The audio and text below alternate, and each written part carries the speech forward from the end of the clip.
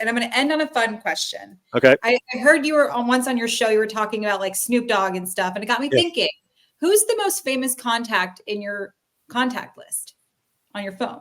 I'm fortunate because everybody in my contact list is more famous than me. Okay.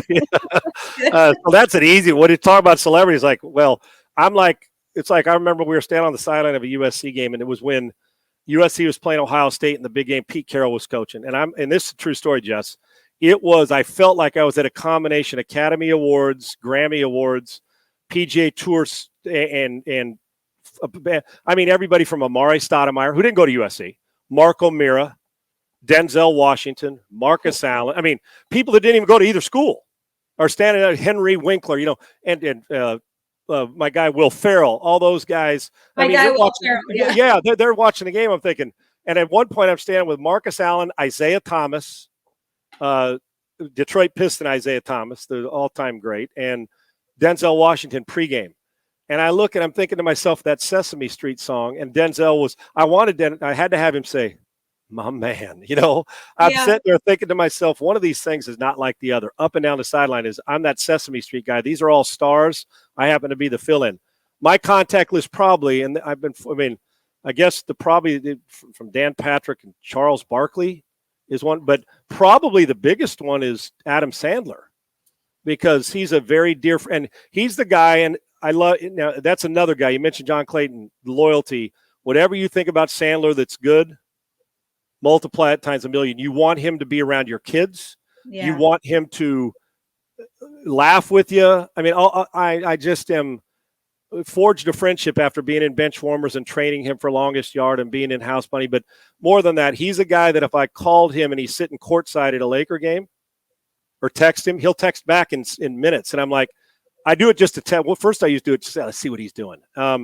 But he has treated me like gold, and my kids, and probably him. And you think about, okay, global name value, Charles, him. I mean, there's a lot, like I said, Warren, there's a ton of them in there. Yeah. It's easy to find somebody far more famous than me because I'm not even a household name in my own home. So, but probably Sandler.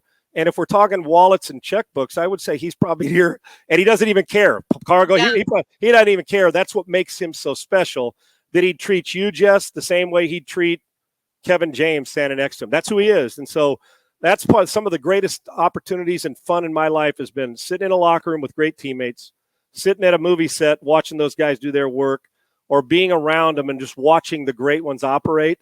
And I've learned valuable, but I cherish the friendships. And the older I get, the more I realize I don't take them for granted, because over the last handful of years, we've lost friends and people that you say, no way, that guy's never dying.